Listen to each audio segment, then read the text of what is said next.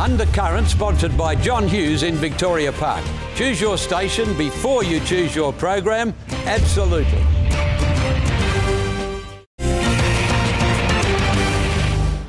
To Happy Meal or not to Happy Meal? That is the question. Well, since November, 3 McDonald's restaurants in the metropolitan area here in Western Australia have been fined over health breaches. Fernanda Mizzen reports. McDonald's restaurants are one of the most famous fast food restaurants in the world. The Health Department of WA fined more than $50,000 3 restaurants in Perth for health breaches. The restaurants are Rockingham, Warnbro and Wanneroo. One of them sold an iced coffee with a cockroach inside. That's disgusting. That's really gross because I just drank something from McDonald's. If I had a cockroach in my coffee, that's disgusting. No, I wouldn't eat there again. I think it's a little bit disgusting, but I would probably just return it and ask for another one. We were shopkeepers once, and you have to be very careful of these things, I know, and it can happen to anyone, but it makes you wonder, surely you could check. You couldn't sell a coffee with a cockroach in it.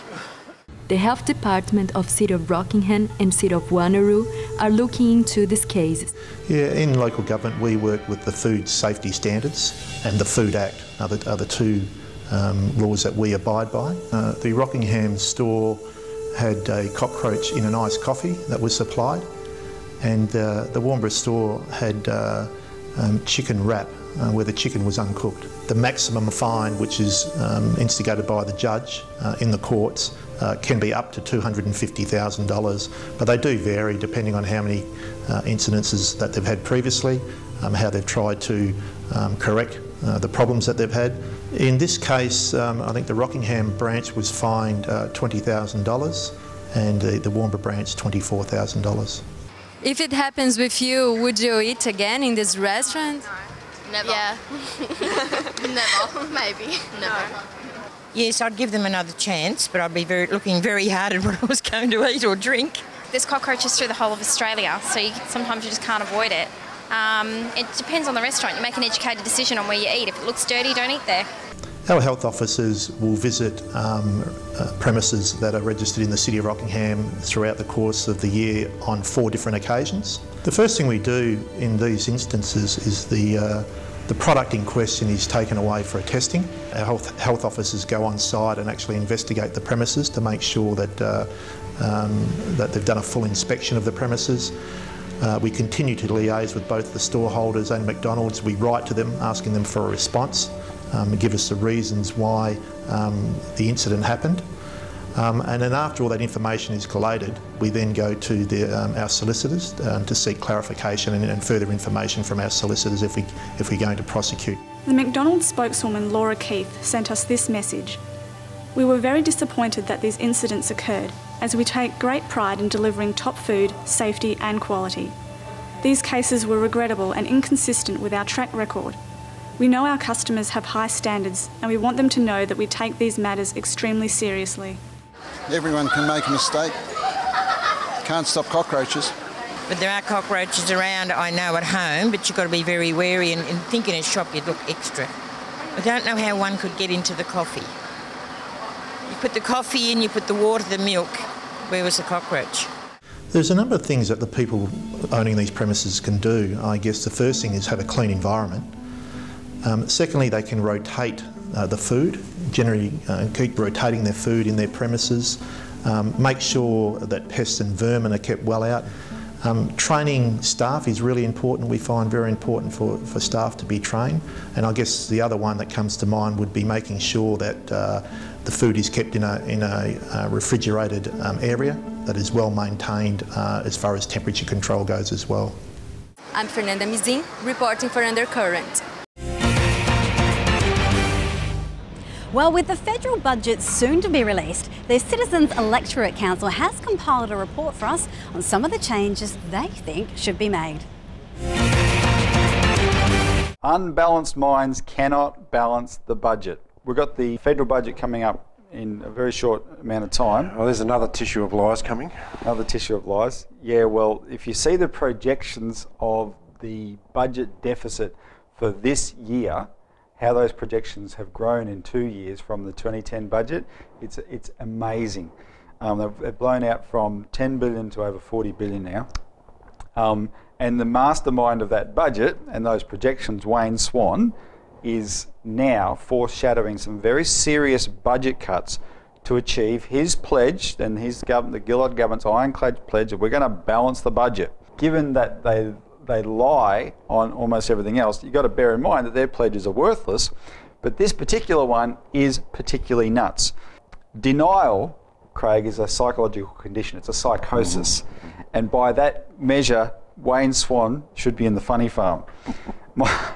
How can you balance the budget in Australia if you deny that there is a crisis in the economy? I.e., if you deny that the economy is bankrupt. Let me just go through some elements. There is a serious decline in property prices, and especially in Queensland. Property price declines on the Gold Coast and Sunshine Coast have been so bad that the Bank of Queensland has had the stuffing knocked out of it.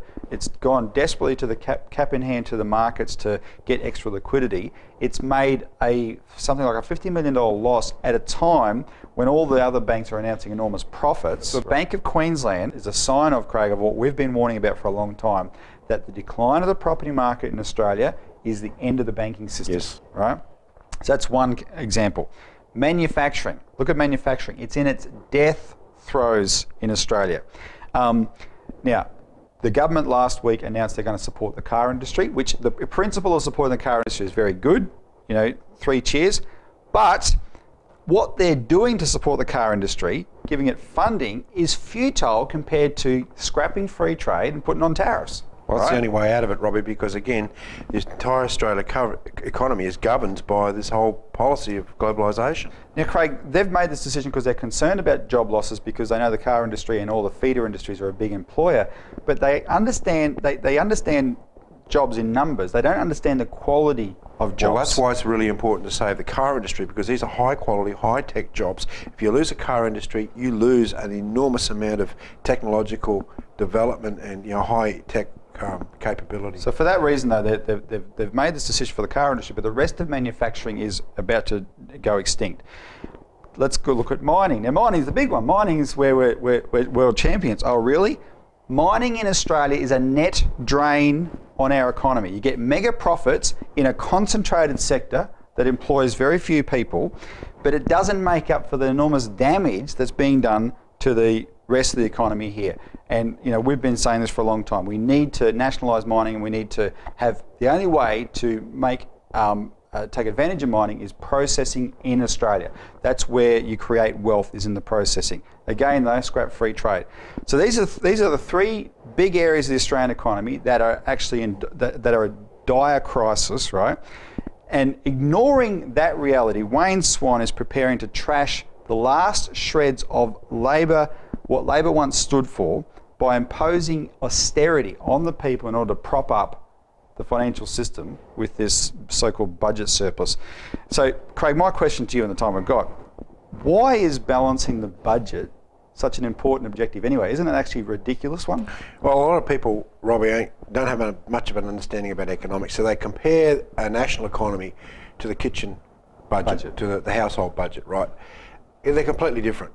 Governments have control of the money supply. They have the control of literally printing the money, creating the credit, and so forth.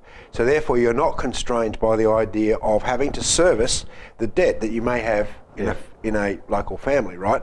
Look, the debt is, we're in a debt-ridden global economy. It's a British monetarist system, which we've got written about a lot in the New Citizen. And therefore, if you stay within those sorts of parameters, it's a death by 1,000 cuts. Because you're effectively cutting everything in order to pay the system, to pay the bankers, to pay the debt. You've got to break from the entire system. As we've said before, you've got to impose a Glass-Steagall standard which separates the legitimate debt out of the physical economy from the speculative debt. And then you've got to create a national bank. The idea is with the national bank that you create the credit, not the debt, in order to build the physical economy, support your manufacturers. And you have a policy to build the physical economy, not dismantle it. So the bottom line is people have to learn how the physical economy and budgeting of the nation is different than their own domestic budgeting. Yeah, domestic households cannot grow an economy. No. The government and total national economy can grow all the time, but the government controls that if they control the credit. And that's the problem, is the credit is not controlled in this country, it's controlled by the British financial system, London and Wall Street. And Labor used to know that, especially Labor. Labor fought against it. All right, that's it for the CEC report. Well, next up on Undercurrent, our very good friend Nick Hayes has a chat with Margaret Court.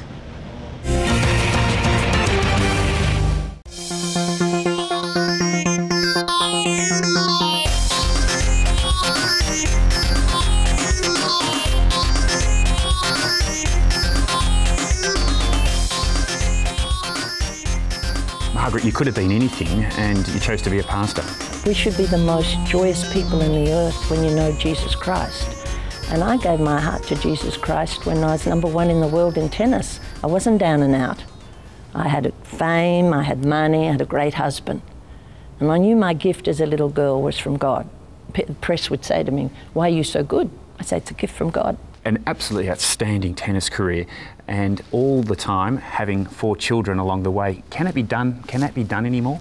Oh, well, you saw Clijsters come back after having a baby, and I think she probably played some of her best tennis. And I did after our first child. I came back and I remember winning 24 out of 25 tournaments that year and 3 of the Slam tournaments. And it was something about a peak of fitness. And I loved it. And I think then when I went back after a second child, I didn't have any goals. Mainstream media has been quite critical of you and your views on gay marriage. Have you taken this personally? I wasn't intimidated because I know what my God says in the Bible. And I think when you love something enough, you will challenge it, you will stand up. But it's like this intimidation has come on our nation that people, if they say that gay marriage is wrong, there's something wrong with them, but yet they can say anything they want.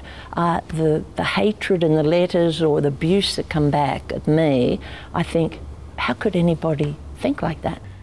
Have you got gay people within your congregation? Yes, they are. There's people here that they want to change their life. And I believe that homosexuality is a choice, and nowhere in the scriptures you can't find that it's not, because God talks about these areas, and particularly in this sexual area, family area, all these areas quite a bit. Well, I've got nothing against them, but I just feel that a wrong doesn't make a right. And when you look at it from the scriptures, family in God's eyes is between a man and a woman. I just feel that, I guess, don't try and make everybody else like you. And to justify, but marriage is between man and a woman. It's God ordained. It was in the beginning. He created man, and then he created woman, and he took woman out of the rib of man, and he said, go multiply the earth.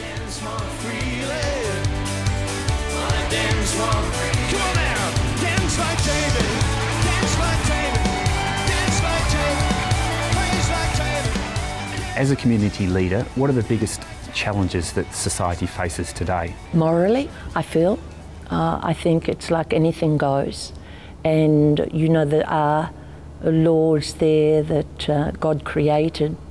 And I think this nation is built on a biblical constitution. People, I think it's very sad, put Christianity and religion together. They're different as black and white. Christianity is the love of Jesus Christ, is serving and helping. We do a lot out in community and helping people to change their lives, seeing people being set free. And I think, you know, it's not about me, it's about him. Margaret, your position on gay marriage and gay people hasn't changed in 20 years. Why do you think you're getting the attention now? With all that's happening politically in our nation with marriage, I think probably they thought that they might use my tennis as a political stunt. And I think that really saddened me, because we work with homosexual people. It's not really what Margaret Court thinks or feel. I guess I look at our next generation. It won't affect me, but I see the results of what's happening in Canada and America and other nations from it. And my concern is for the children and the family of our nation. Because in the schools over there at the moment, in many of the schools where gay marriage is okay, they're finding with the children in primary particularly, they're having problems because as a very young child, you're trying to get them to think like a grown-up. And they're finding they don't know whether they're a boy or a girl anymore.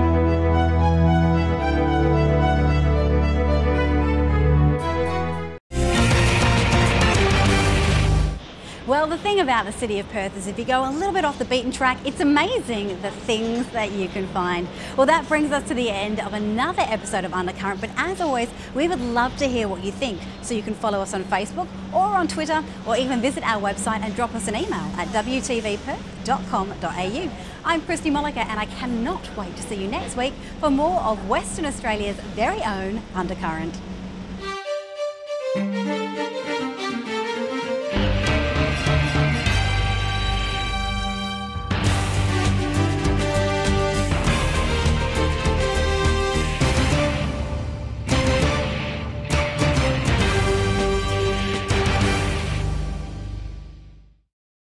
Undercurrent, sponsored by John Hughes in Victoria Park. Choose your station before you choose your program. Absolutely.